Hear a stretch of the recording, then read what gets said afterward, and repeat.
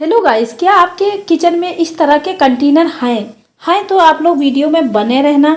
और फ्रेंड, गर्मियों का मौसम चालू हो गया है तो आप लोगों के लिए एक से बढ़कर एक टिप्स लेकर आए हैं जो कि आप लोगों को बहुत ही यूजफुल लगेंगी।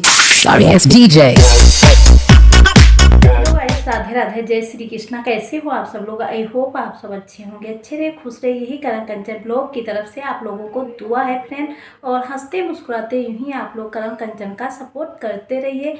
और फ्रेंड, आप लोगों के लिए बहुत ही अच्छी यूजफुल टिप्स लेकर आई हूँ जो कि आप लोगों को कभी ना कभी लाइफ में आप लोगों को ज़रूरत पड़ सकती है। तो फ्रेंड, आप लोगों का ज़्यादा टाइम ना लेते हुए बढ़ते हैं आगे, तो शुरू करते हैं। तो फिर बढ़ते हैं टिप्स की ओर। जैसा कि आप लोग जानते हो, गर्मियाँ शुरू हो गई हैं। अब गर्मी के मौसम में बड़े हों या बच्चे हों, उनको उल्टियाँ महसूस होने लगती हैं। तो हम लोग क्या करते हैं, बड़े बच्चों को तो ग्लूकोन-डी वगैरह हम पिला देते हैं, लेकिन छोटे बच्चे जो होते हैं ना, तो वो पीते नहीं हैं। तो उसके लिए हम बहुत ही बढ़िया सी एक टिप्स लेकर आए हैं जो कि आप लोगों को बहुत ही अच्छी लगेगी। और अच्छी लगेगी तो फ्रेंड, आप लोग लाइक और सब्सक्राइब जरूर करना। तो फ्रेंड, हम लोग अक्सर करके यही करते हैं कि एक गिलास लेते हैं और उस गिलास में हम ग्लूकोन-डी को घोल लेते हैं। तो यहाँ पे आपको सब चीज़ें बताएंगे कि हम छोटे बच्चों को कैसे ग्लूकोन-डी का यूज करा सकते हैं इन गर्मी के मौसम में। तो यहाँ पे हम इस तरह से ग्लूकोन-डी लेके एक गिलास में डाल लेते हैं, फिर यहाँ पे हम पानी लेते हैं और पानी ऐड कर देते हैं। तो आप बने रहना हमारे वीडियो में, आप लोगों के लिए बहुत ही अच्छी टिप्स है। तो यहाँ पे लिया है पानी।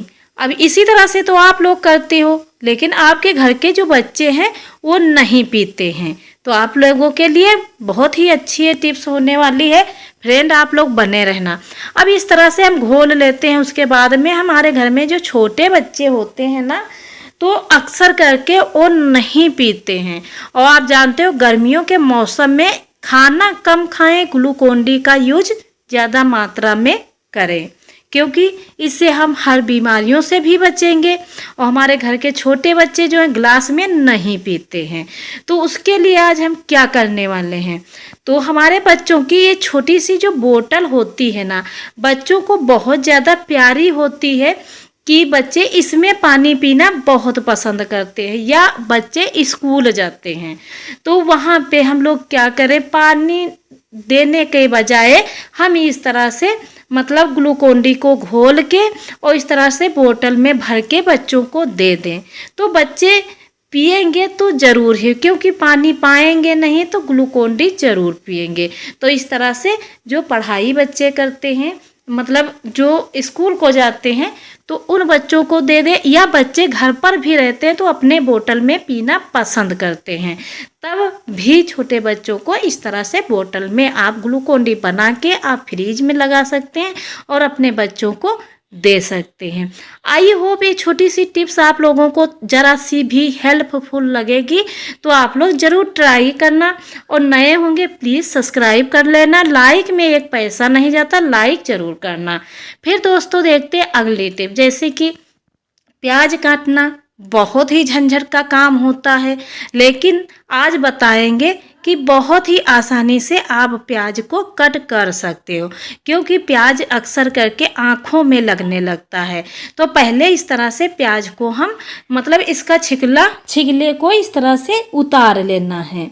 उसके बाद में आपको बहुत ही बढ़िया सा एक तरीका बताएंगे जिसकी मदद से हम ढेर सारा प्याज कट कर सकते हैं बिना आंसू बहाए। तो चलो वो आइडिया क्या है। तो यहाँ पे लिया है दूसरा बर्तन। अब इस बर्तन में हमें डाल लेना एक लोटे के करीब पानी। फिर यहाँ पे डाल लेना खाने वाला नमक डाल के और इसको 10 मिनट तक प्याज को इसी तरह से ढक के रख देना है। 10 मिनट तक ही इसी तरह से रखना। फिर 10 मिनट यहाँ हो गए हैं। अब इस प्याज को अच्छे से हमें धुल लेना। आप देख सकते हो इस तरह से धुल लेना। फिर यहाँ पे आसानी से आप प्याज को कट कर सकते हो। तो इस तरह से आप लोग घर और किचन के कामों को आसान बना सकते हो। केवल टिप्स एंड ट्रिक के थ्रू से हम लोग हर काम को आसान बना सकते हैं। इस तरह से चाहे जितना प्याज हो हम आसानी से प्याज को कट कर सकते हैं। आइडिया पसंद होगा तो आप लोग ज़रूर ट्राई करना। नए होंगे सब्सक्राइब कर लेना, बेल आइकन ऑल कर देना, तो हमारी वीडियो आप लोगों तक इसी तरह की वीडियो पड़ती रहेंगी। लाइक में तो कुछ नहीं जाता, तो फ्रेंड लाइक तो बनता ही है। फिर फ्रेंड देख लेते हैं अगली टिप। जैसा कि आप लोग जानते हो कटहल हम लेकर आते हैं ना, तो कटहल काटना तो झंझट का काम रहता है हाथों के लिए। तो हाथों में हम बहुत सारे लोग हैं चिकनाई वाली चीज़ मतलब घी भी लगा सकते हैं, जो भी किचन ऑयल हो उसका यूज कर सकते हैं। तो यहाँ पे हम सरसों का ऑयल लिया, क्योंकि हम किचन में सरसों का ऑयल ही यूज करते। लेकिन इस तरह से हाथों में छुरी में लगा के आप काटोगे तो ना तो छुरी में इसका गोंद लगेगा और ना हाथों में लगेगा। तो बहुत सारे ऐसे लोग हैं जो कि कटहल काटना नहीं जानते हैं, उनको गोंद लग जाता है। अब ये जो पूरा कटहल है मतलब समूच कटहल है, तो इसको हम कैसे काटें? तो छुरी को इस तरह से रखना है, बीचों बीच में इस तरह से मतलब नोक लगाना है। बहुत ही आसानी से कटहल कट जाएगा। देखिए आप लोग, बहुत ही आसानी से एक कट गया है। आइडिया पसंद होगा तो ज़रूर ट्राई करना। इस तरह से हम छोटे मोटे जो घर और किचन के काम होते हैं उनको आसान बना सकते हैं, और हम लेडीज़ें जो हैं तो परेशान नहीं होते हैं, अपने लिए टाइम भी निकाल पाते हैं। क्योंकि आप जानते हो गर्मियों का मौसम है, जो लेडीज़ें नहीं इन सारी चीज़ों को फॉलो करती हैं ना, तो वो किचन में ही फंसी रहती हैं, अपने लिए टाइम नहीं निकाल पाती हैं। अब इस तरह से हम बहुत ही आसानी से कटहल को कट कर लेंगे और जो इसका गोंद है वो भी नहीं चिपकेगा। तो इस तरह से आप लोग भी ट्राई करना, और आई होप आप लोगों को टिप्स पसंद होंगी। और फ्रेंड लाइक और सब्सक्राइब में कुछ नहीं होता है, तो आप लोग फ्रेंड ज़रूर से लाइक सब्सक्राइब करना। और हमारा कटहल जो है ढेर सारा कट के रेडी हो चुका। फिर फ्रेंड देखते हैं अगली टिप। जैसा कि आप लोग जानते हो कढ़ाई में पूड़ियाँ हैं, पकौड़ियाँ हैं, कुछ भी बनाते हैं ना, तो इस तरह से कढ़ाई में ऑयल लगा रहता है। अब इनको हम ले जाके बर्तनों के साथ में रख देते हैं, तो बाकी जो बर्तन होते हैं उसमें भी ये लग जाता है, और इस ऑयल का कोई भी मतलब नहीं होता है। तो इस कढ़ाई को बिना साबुन बिना रगड़े हम कैसे साफ करें, तो वो टिप्स आप लोगों के साथ में शेयर करेंगे, जो कि आप लोगों को बहुत ही हेल्पफुल मिलेगी, मतलब हेल्प मिलेगी। तो फ्रेंड यहाँ पे लिया है चोकर। चोकर तो अक्सर घर में तो होता ही है। तो इस तरह से आप कढ़ाई में डाल दो और इसका जो भी ऑयल है वो अच्छे से निकल जाएगा। बहुत बच्चे हैं जो कि बाहर रहते हैं, लड़के लड़कियां बहुत सारी हैं जो कि उनको इन तरह की कढ़ाइयाँ साफ करना नहीं आता है। तो ख़ास करके वो बच्चे जो बाहर पढ़ाई करते हैं तो कुछ भी बनाते हैं ना, तो उनको बहुत ज़्यादा दिक्कत हो जाती है इस तरह से कढ़ाई साफ करने में। तो आप देखिए रिजल्ट आप लोगों के सामने बहुत ही आसानी से, जितना भी चिकनाई थी उतनी आसानी से छूट गई है। आप देख सकते हो रिजल्ट तो आप लोगों के सामने है।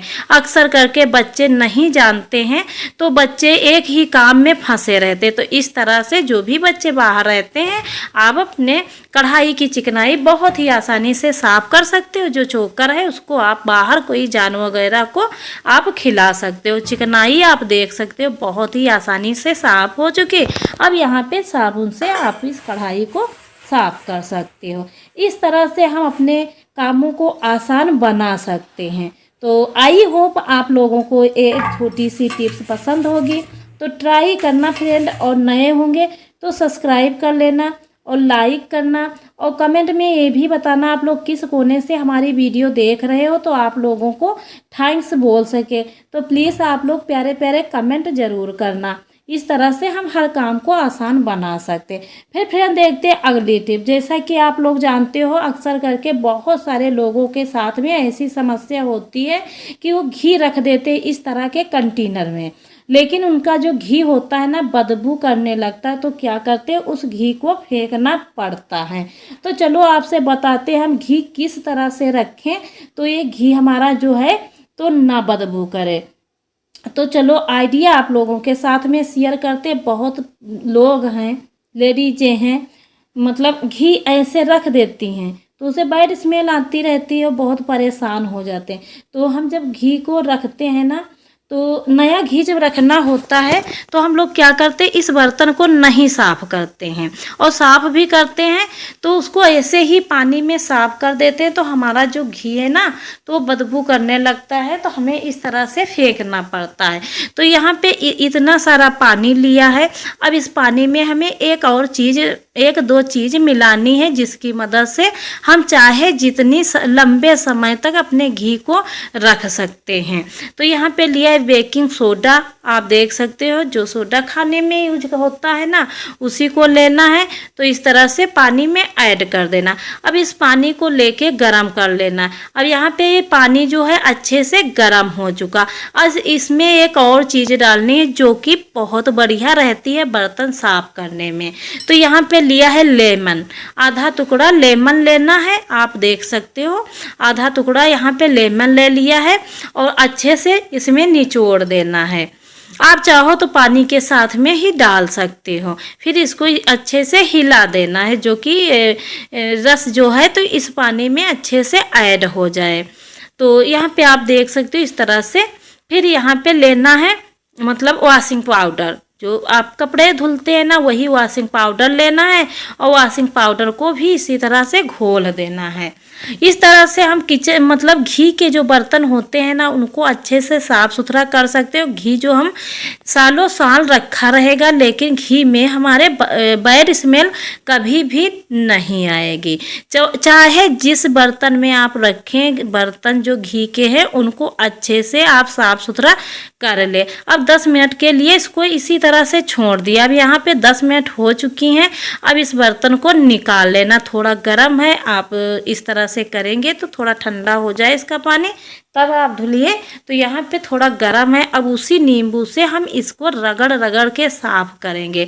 इस तरह से हम घी को रखेंगे तो हमारा जो घी है लंबे समय तक चलता रहेगा, कभी भी इसमें से बैड स्मेल नहीं आएगी।